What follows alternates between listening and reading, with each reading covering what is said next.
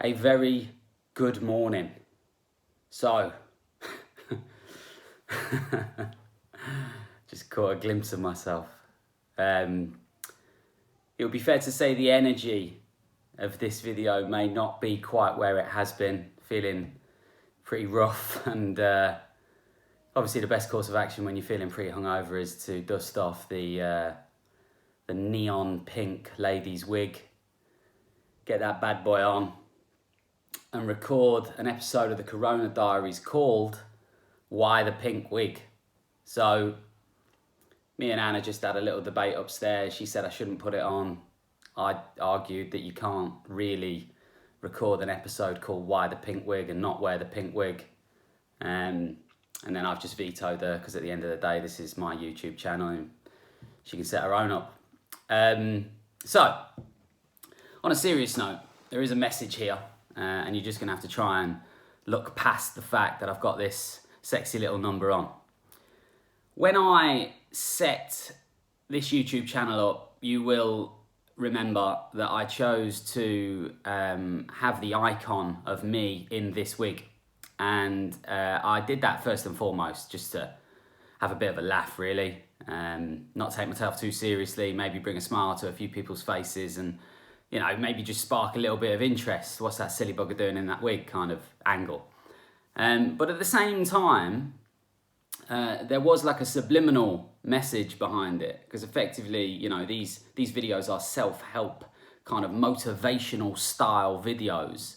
And I'm guessing there probably aren't that many other self-helpers out there who decided to wear a pink wig and use it as the channel icon.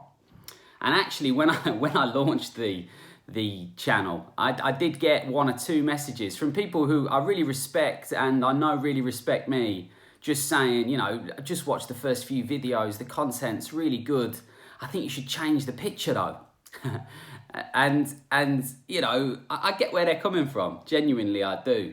But I did know at that time that I was gonna record this episode, and I think this episode is a nice reminder that we should always do everything we can to be ourselves, especially in the business and professional world.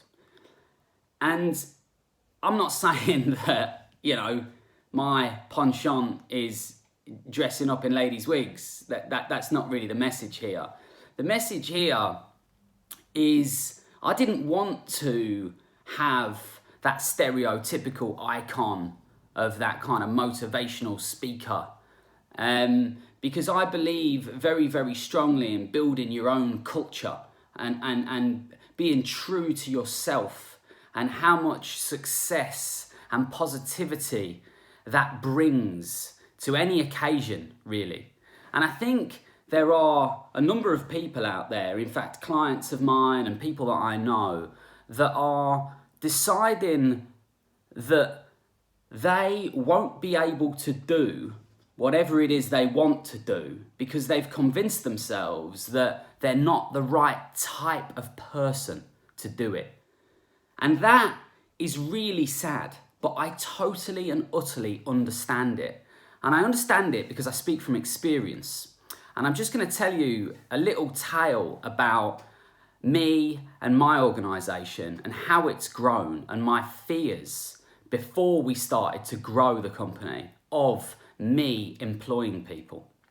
So my company's been going for about 4 years, and for the first near on 2 years of that, I was sitting upstairs in a little office and I was doing really well, and I had no overheads. I had 6 or 7 clients.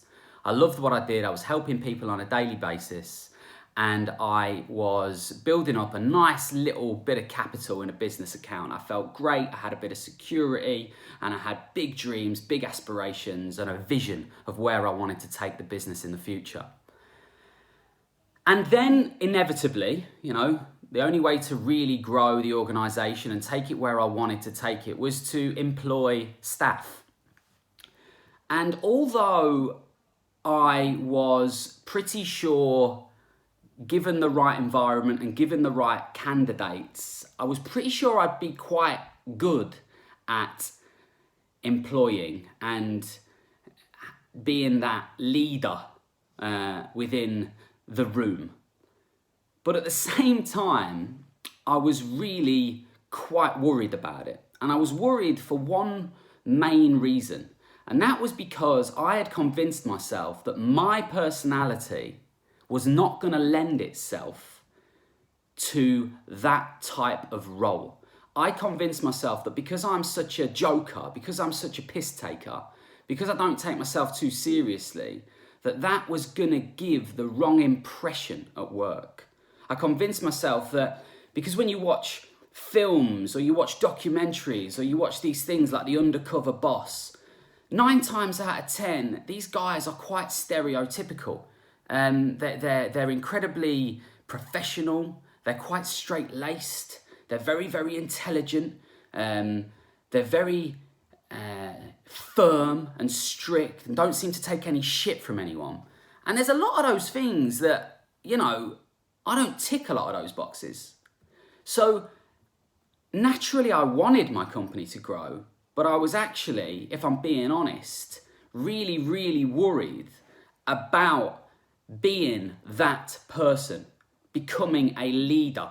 I hate the word boss, but being a boss.